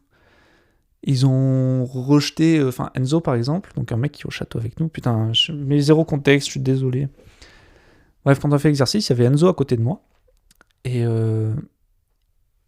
il a vécu des trucs de fou furieux, il s'est libéré de traumatisme d'il y a 2-3 ans, il avait l'impression qu'il y avait l'ancien soi qui sortait de son corps, genre tu sais, comme dans les films où ça sort tu sais, genre une âme qui sort de sa poitrine, enfin un truc comme ça, genre, bon, trop bizarre. Moi, il me s'est pas passé grand chose, je me suis juste rendu compte que j'avais un putain de besoin de validation des autres, tu vois, genre une peur du rejet un peu liée à ça, quoi. Ça va, quoi. Genre, donc voilà, je dis pas que du coup je suis tranquille par rapport aux autres et tout, et que ça va rester comme ça à vie, pas du tout. Je dis juste que faut faire attention à pas comparer les choses qui ne se comparent pas, et je le savais ça, je sais qu'il faut pas, par exemple dans le business, pas comparer la façade avec l'arrière-boutique, tu sais jamais entre ce qu'ils mettent sur Instagram et ce qu'ils font réellement comme projet, ce qui est vrai, mais je l'avais pas pris en compte pour la santé mentale par exemple ici. Voilà. Les échanges de bons procédés, c'est de la merde. Prochain point. Alors ça, c'est un des gros problèmes que j'ai. Et je l'ai encore aujourd'hui, alors je le sais, c'est qu'il faut que j'arrête de vouloir faire des échanges de bons procédés. En gros, la vidéo, l'avantage, c'est que ça intéresse beaucoup de monde en ce moment. Donc ça me permet d'avoir accès à des gens de ouf, des expériences de ouf et des aventures de ouf. C'est pour ça que j'aime bien ce domaine. Mais le problème, c'est que l'échange de bons procédés, c'est jamais une bonne idée. Déjà, quand tu paies pas, souvent t'accordes beaucoup plus d'importance à la réciprocité, et en fait t'en attends beaucoup des autres. Ça va être comme dans une relation de couple par exemple, où au lieu de dire genre tu fais quelque chose pour ta partenaire ou ton partenaire, et t'attends qu'en retour elle fasse quelque chose, tu vois. Non, genre dis-moi si tu veux qu'on fasse, si tu fais ça, en échange je veux ça, tu vois. Ou si tu le fais-le juste de manière désintéressée. Mais n'aie pas d'attente derrière. Et en fait, faire des échanges de bons procédés, c'est avoir des attentes. Mais le problème, c'est pas d'avoir des attentes et la réciprocité, etc. En fait, le problème, c'est de pas avoir mis de contrat en place sur concrètement, c'est quoi l'échange de bons procédés. Parce que souvent, l'échange de bons procédés, ça va être en l'air, tu vois, ça va être... ou ça va être juste pas défini. Moi, je sais qu'un des échanges... je vais donner mon exemple concret, hein. Si, bah vas-y, on a parlé du compositeur de musique. On a parlé du deuxième. Je donne pas de nom comme ça. De toute façon, ça va être obvious si ça sort, mais bref. Moi, ça fait 3 ans que je vais filmer ce compositeur-là et son groupe de musique. Enfin, au moins 3 ans. On a fait des animations motion design il y a 4 ans, il y a 3 ans. Je suis allé le filmer sur des concerts, je suis allé le filmer sur une semaine de séminaire en Ardèche, etc. Bon bah, c'est des potes, comme je vous ai dit tout à l'heure. Moi, ça me faisait plaisir d'y aller. J'ai jamais été payé pour ça, tu vois. Et donc, je me suis dit, quand je lui ai demandé les musiques, je me suis dit, bon bah, de toute façon, mec, ça fait Enfin, je l'ai pas dit, hein, mais dans ma tête, je me suis dit, bon bah, ça fait 3 ans que je bosse pour eux gratuitement, ils m'ont jamais défrayé un déplacement, et je leur ai jamais demandé, hein, tu vois, donc c'est ok de ouf, hein, c'est moi qui ai pas demandé, donc j'ai jamais rien demandé, enfin, j'ai jamais rien eu, et là, je lui demande les musiques, et au début, c'était pour qu'il les fasse toutes, il y en avait beaucoup. Et il commence à bégayer et tout. Ah ouais, mais faut qu'on voit. En ce moment, je suis pas trop dispo. Faut qu'on voit pour le budget et tout. Nanana. Là, je lui ai juste dit, appelle-moi demain. Tu vois. Moi, j'étais prêt à poser. Je vous ai dit, j'étais prêt à poser 2000. Je m'en battais les couilles. Enfin, je voulais que le film avance et tout. J'ai fait l'erreur du coup, mais il m'a jamais rappelé. Là, l'erreur que j'ai faite, c'était d'attendre que, comme j'avais fait des trucs pendant 3 ans, bah lui, par réciprocité, il allait le faire. C'est pour ça que je vous dis que c'est une erreur que moi je fais tout le temps et qu'il faut que j'arrête. Et non, en fait, il me devait rien en retour parce qu'on s'était pas mis de contrat, genre. À l'inverse, si je refais ça, par exemple, ils refont un séminaire cet été, faut que je mette un contrat en place. En contrat, ça peut être à l'oral, tu vois, mais en gros, que le deal soit clair. Ok, je viens vous filmer une semaine, par contre, tu composes toutes les prochaines musiques de mon film. Je compose toutes les musiques de mon prochain film. Comme ça, je sais que j'y vais. Voilà, je sais pourquoi j'y vais en fait. Et pas en mode peut-être que dans quelques années, ça me permettra de. Nanana. Ça, c'est un réflexe de merde, comme dans une relation de couple. Genre, en mode ah, mais je lui ai fait ça, il pourrait quand même. Non, il faut dire les choses. Genre. Oh, je m'engueule moi tout seul. Hein. Mais je vous le dis parce que nous, dans nos domaines, c'est un réflexe qu'on a souvent. J'y ai pensé parce que ce week-end, il y a eu un exemple comme ça qui s'est passé. Que j'ai vu. Et en fait, souvent d'ailleurs, ça crée des problèmes parce que si tu fais pas la réciprocité, par exemple concret, moi j'ai un autre exemple, tu bosses gratuitement pour quelqu'un, ou moins cher pour quelqu'un, tu fais un geste, puis là, hop, le jour où il a de l'oseille, il passe par notre vidéaste. T'es en mode, frérot, il y a un problème, tu vois. Donc là, il y a deux choses, c'est soit faut arrêter de bosser pour pas cher, pour gratuit, etc. en attendant que, soit se mettre d'accord sur le contrat, tu vois. Mais en soi, quand j'ai bossé pour ce gars-là gratuit à l'époque, je me suis pas dit, ah, le jour où t'as de l'argent. Mais ça me paraît du bon sens aussi. Voilà. Ça me paraît du bon sens. Mais c'est quand même une logique. Pas d'un mindset d'abondance, pas d'un mindset qui fait de l'oseille. Moi, je préfère me dire, j'ai bossé pour tel client, j'ai été bien payé, j'ai été payé à ma valeur. Maintenant, il appelle quelqu'un d'autre parce qu'il veut faire d'autres choses. Si ça s'est bien passé avec ce client et qu'il m'a pas dit, ah, j'ai pas aimé ce que t'as fait, c'est ok de ouf, tu vois, c'est pas grave, je m'en fous, j'ai été payé. Maintenant, là où ça se passe mal, c'est quand t'as pas été bien payé et que derrière, ils sont pas hyper respectueux. Enfin, ils sont pas hyper respectueux. Ça dépend où tu mets ton échelle de respect et d'éthique. Mais ils passent par quelqu'un d'autre. Je vais pas donner l'exemple exactement concret.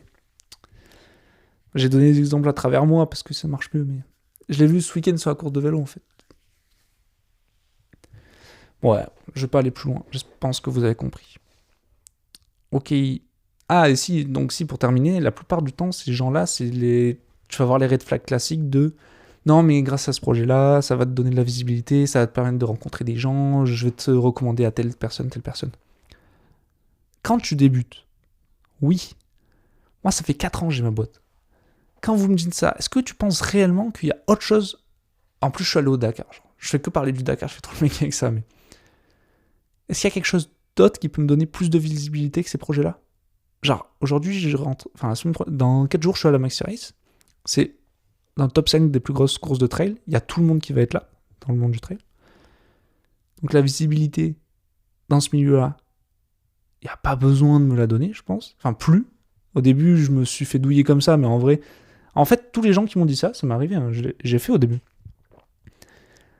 Ça n'a jamais de la visibilité que ça te rapporte. Ça te rapporte de l'expérience, ça te permet d'aller démarcher des gens dans le même domaine pour en avoir. Mais ça m'a jamais rapporté des projets directement si derrière, même le Dakar en fait. Dakar, ça me rapporte de la visibilité, ça ne m'a pas ramené un seul projet. Ça m'a pas ramené un projet directement. Ça me ramène de l'image de marque, ça me ramène de la confiance des gens, etc. Mais ça ne m'a pas ramené personne qui est arrivé. Si j'en ai eu qui sont arrivés pendant le Dakar, j'ai eu 2 qui m'ont demandé des devis, mais j'étais pas dispo, ça n'a pas fait, tu vois. Que 2. Alors qu'il y a 900 000 vues sur notre série pendant le mois de janvier. Je vous laisse faire les calculs, il y a quand même pas grand chose d'autre qui peuvent avoir ça. Voilà. Et donc souvent, c'est des gens qui veulent... c'est un échange de bons procédés. Ah, je te recommande, je te fais de la visibilité. En échange, tu me fais un prix, tu vois. Genre, non, c'est de la douille. Sauf Modulo, tu débutes. Bref. Enfin, c'est obvious comme conseil, mais l'échange de bons procédés, moi je le fais encore aujourd'hui, tu vois. Genre, aller filmer en montagne, c'est dans l'espoir qu'ils m'emmènent eux aussi en montagne. Non, il faut que je mette un contrat. Si je fais des images pour eux en montagne gratuitement, en échange, eux, ils m'emmènent avec eux 3 journées dans la saison, tu vois. Et je suis en mode client, tu vois. Je vais 3 journées, pas je filme.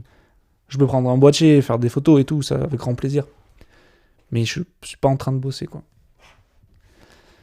Ok. Je voulais vous partager ma vision sur être novice dans un domaine, et qu'en fait, ça peut être une force. Ça, je l'ai vu sur 2 projets, mais notamment sur le Dakar, comme on a beaucoup parlé du Dakar. Le Dakar, donc j'ai fait une web-série où on montre les coulisses de la course. Et quand on arrivait la première année, moi, je connaissais rien au Dakar. Je fais pas de moto, j'ai pas le permis. Alors, ça, je filme quand même beaucoup de la moto, donc je connais le milieu. Je connais comment on filme, mais je connais rien au Dakar.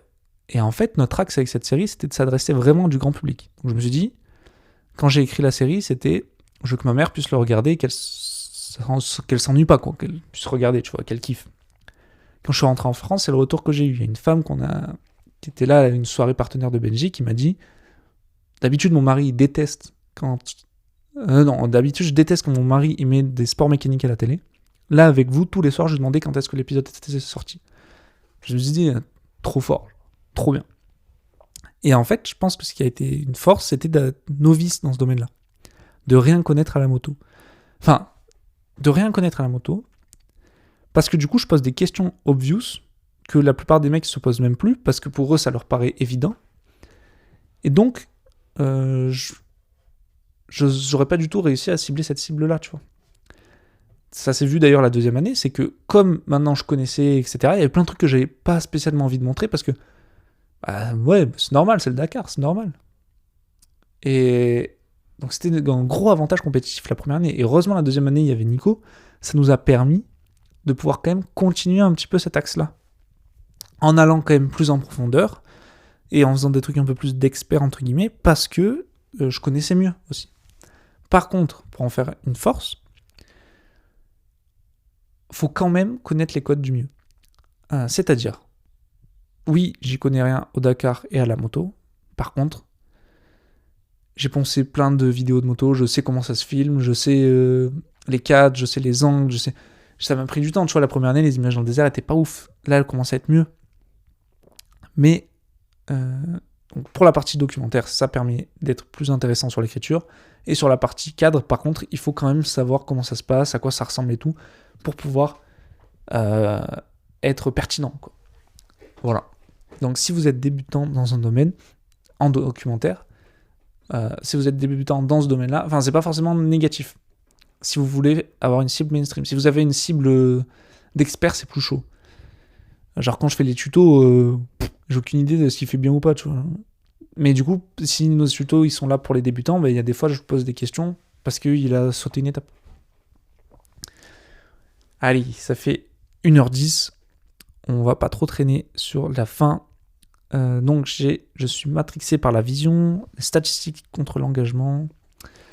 Et... j'ai déjà parlé des bienfaits de ce podcast. On arrive bientôt au bout. Ça va faire 1h30. J'espère que ma batterie va tenir dans l'enregistreur. Je vais boire un verre d'eau et on va attaquer là-dessus.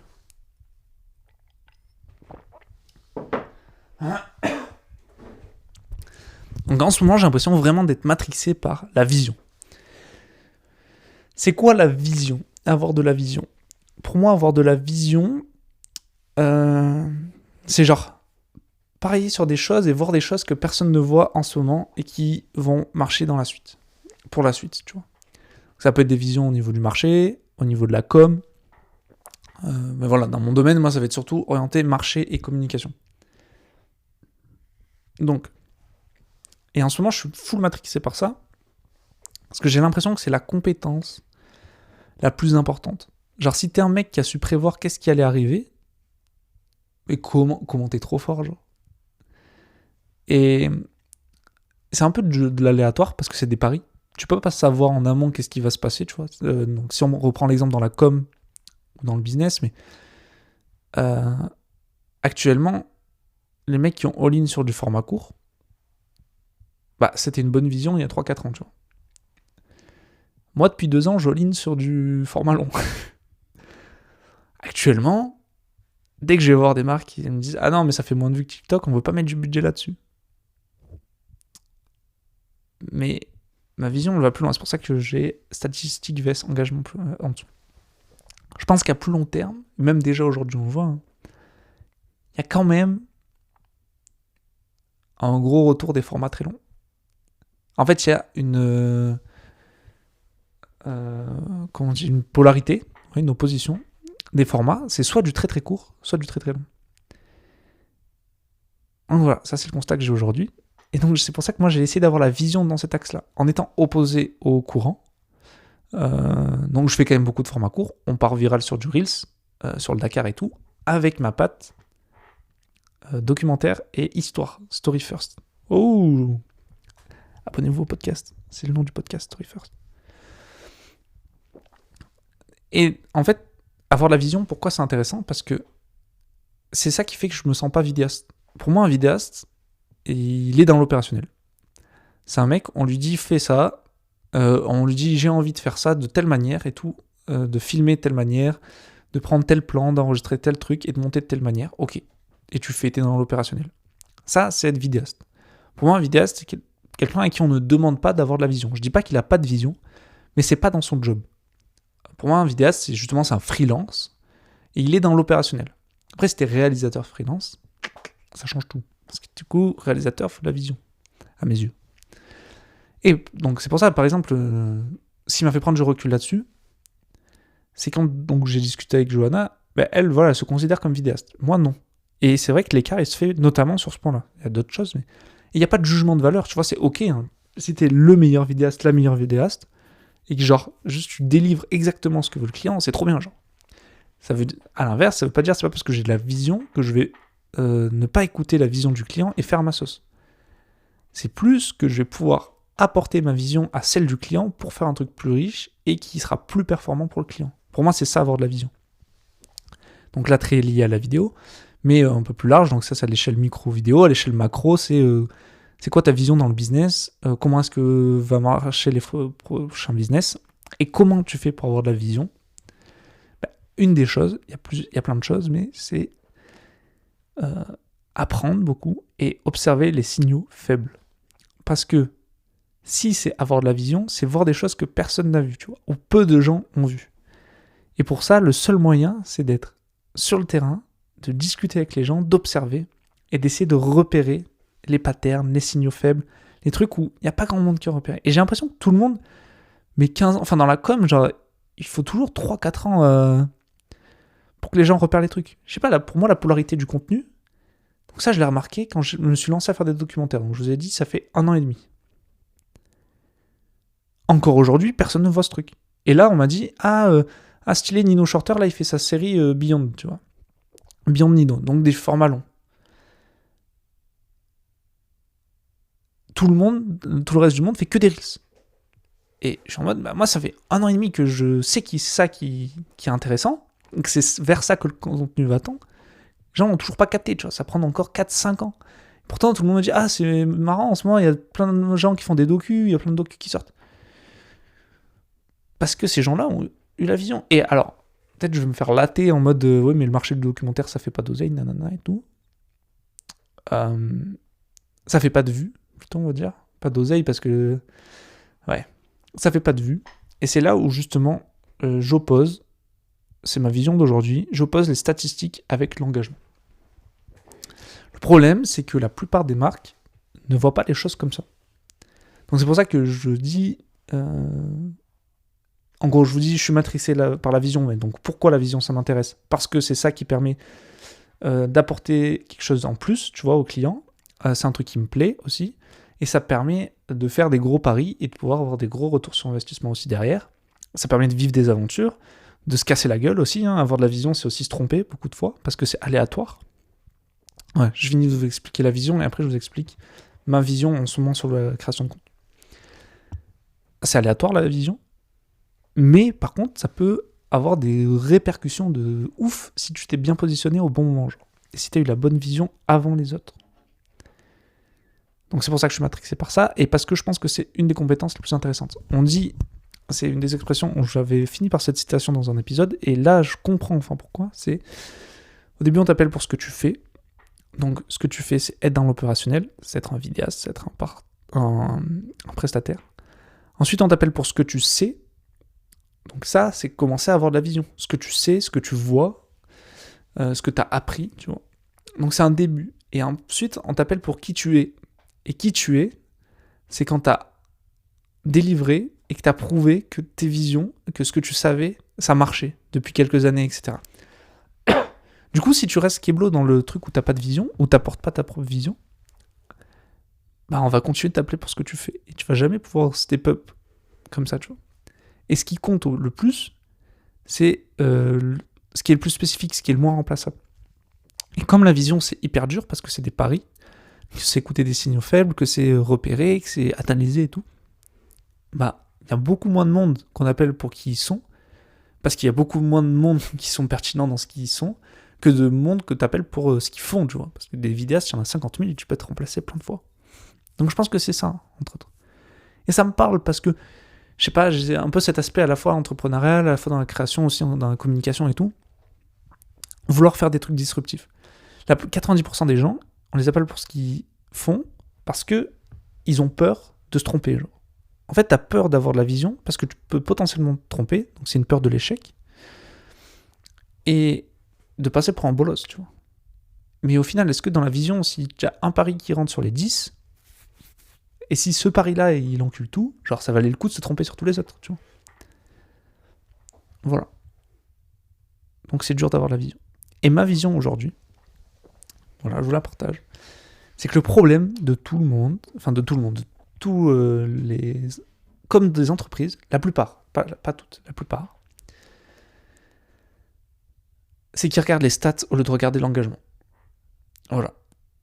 Et en fait, ce que j'ai remarqué, c'est que plus une entreprise est haut de gamme, elle fait des trucs quali, plus justement, elle a la même vision qui se rapproche de ce que moi je vois aussi, tu vois. Enfin, ma vision, elle s'est créée par rapport à ces entreprises-là. C'est pas eux qui ont la même vision que moi, c'est moi qui ai la même vision que... À l'inverse, ceux qui sont matrixés par les stats, c'est souvent pas ceux qui sont les plus sharp, pas ceux qui ont la meilleure vision, et pas ceux qui sont les plus hauts de gamme. En vrai, on va parler juste en termes de gamme. Tu vois, par exemple, il y a... je dirais, il y a 3 niveaux, par exemple, de contenu. Ça peut être, la première vidéo, c'est faire des vidéos produits. Genre, tu vas tourner autour de produits et tout, nanana. Ça, pour moi, c'est la pire vision de la com. Pour moi, tu vends une émotion, tu vends pas un produit physique, tu vois. Ça dépend, les domaines, tout. Tu vas sur l'Instagram de Red Bull, il n'y a pas une seule photo de canette. Ok, donc ça, pour moi, c'est la première erreur. La deuxième erreur, c'est viser que les stats. C'est dire, on va faire des trends, on va utiliser des musiques qui marchent, on va faire danser nos athlètes, faire des trucs comme ça. Ah, ça fait des millions de vues. Certes, ça fait des millions de vues. Les gens t'ont vu passer, mais est-ce qu'ils se rappellent de toi ? Est-ce qu'ils vont venir acheter tes produits ? Ou est-ce qu'ils vont se dire, ah ouais, c'est marrant, c'est ceux qui dansent. Mais je vais chez le concurrent, je trouve ça quand même plus quali. Et la dernière chose, pour moi, et le plus important, c'est l'engagement. Et l'engagement, c'est pas forcément corrélé avec les statistiques. Ok, en gros, pour moi, l'engagement, il y a un calcul qui est simple. Est-ce que j'ai mes... Bon, je l'ai en tête, je pense. Je sais pas si j'ai ma note. bon, je vais vous le dire, le calcul de l'engagement du public sur un contenu, c'est le temps passé sur ce contenu-là, le nombre de sens, c'est que des multiplications. Le temps de contenu qui multiplie le nombre de sens du spectateur, donc les sens c'est l'ouïe, la vue, l'odorat, le toucher, etc. Qui multiplie les émotions ressenties, les émotions ou les apprentissages qui ont été faits, et qui multiplie... Ouais, je crois que c'est tout. Bah, c'est le temps passé, fois le nombre de sens, fois les émotions ou l'apprentissage. Faudrait quand même que je vérifie dans ma note, mais je pense que c'est ça. Le taux d'engagement d'un contenu. La longueur fois le nombre de sens, fois l'utilité. Voilà. L'utilité, c'est l'utilité pratique ou les émotions. Donc, ton temps passé avec le créateur, le nombre de sens qui ont été utilisés, donc la vue, l'ouïe, voire le toucher, genre si c'est en physique ou le live, et l'utilité. Par exemple, si le mec t'apprend des trucs de ouf, tu vas beaucoup plus s'engager, ou s'il te fait ressentir des trucs de ouf. Et parce qu'en fait, la finalité de tout ça, des marques, pourquoi on fait de la com? Au final, la finalité, c'est faire du cash, tu vois. Sinon, t'es une ONG. c'est vendre. Le truc, c'est que trop de marques encore aujourd'hui sont en mode Vanity Metrics. Plus on fait de vues, plus on va vendre de produits. Mais ça, c'est faux. Ça, c'est fondamentalement faux. Tu vois un Reels de chat qui fait 2 millions de vues. Est-ce que ça lui a permis de vendre, à moins que ça, genre un truc qui vend de la litière, mais je sais pas, tu vois une daronne qui fait un Reels de son chat, certes, elle fait 2 millions de vues, est-ce que ça lui permet de vendre plus pour son activité, tu vois? Ce qui n'a rien à voir. Non. Donc les stats, c'est pas forcément corrélé à l'engagement. Ça permet de passer plus de temps, potentiellement, parce que si tu regardes 50 000 TikTok de la marque, bon, bah, tu passes beaucoup de temps avec elle. Mais au final, est-ce que si, quand tu regardes un documentaire, tu passes plus de temps, tu passes 1 heure, 1 heure et demie, ou même juste 26 minutes, t'as des émotions. Alors, en Reels, tu peux avoir des émotions très très fortes, hein. Mais c'est quand même souvent les mêmes, et c'est souvent des émotions très liées, je veux dire, à la dopamine, mais à la fast dopamine, quoi. Tu vois, c'est vraiment snack content. Donc, c'est des émotions, mais très courtes, tu vois. Ça t'a pas marqué longtemps. Et après, bon, en termes de sens, c'est de la vidéo, donc ça revient au même.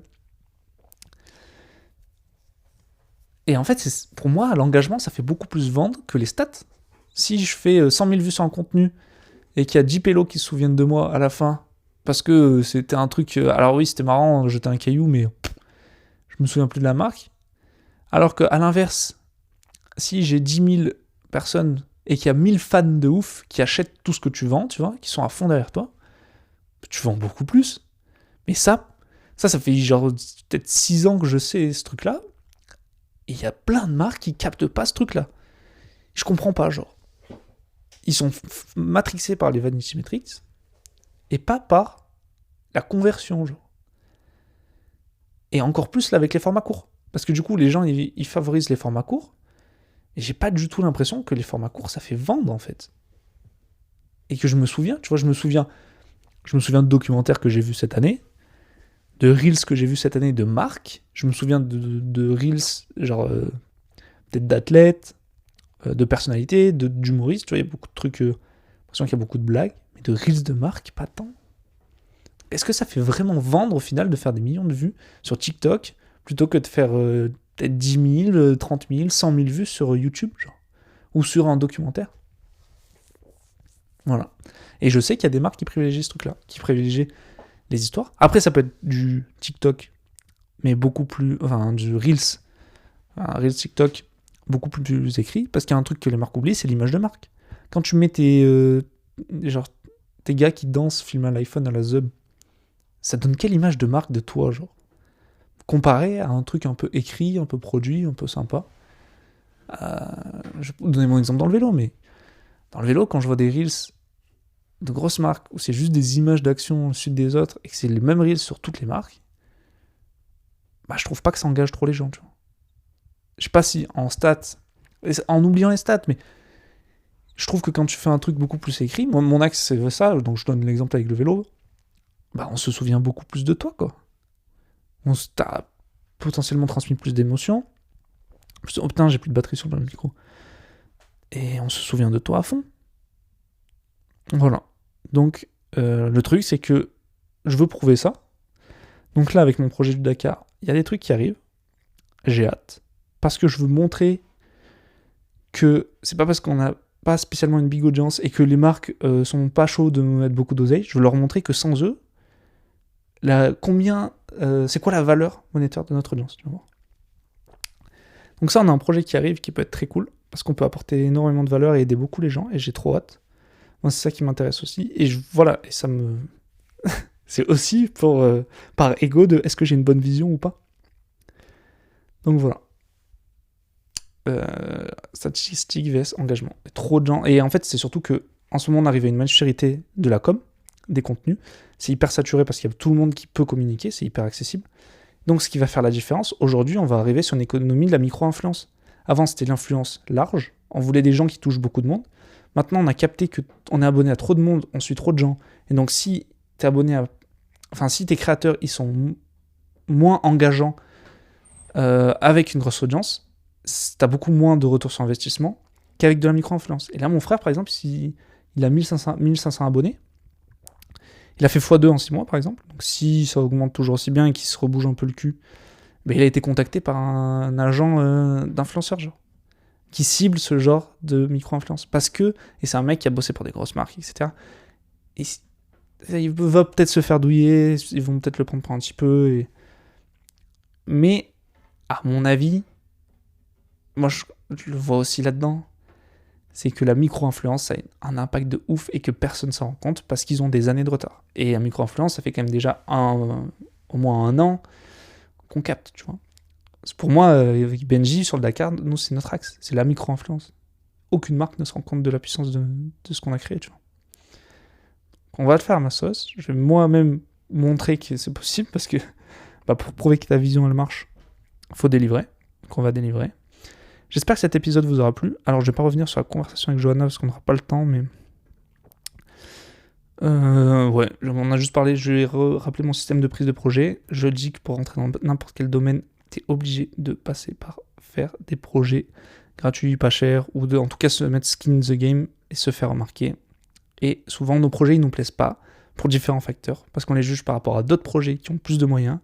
Que quand le projet il sort, il y a souvent du délai par rapport au moment où on a eu l'idée. Et que quand quelqu'un bosse avec un client, tu vois, quand vous me voyez bosser sur, je sais pas, sur le film de The North Face qui sort là, bon, bah c'est que ça fait déjà 6 mois que je suis en discussion avec eux.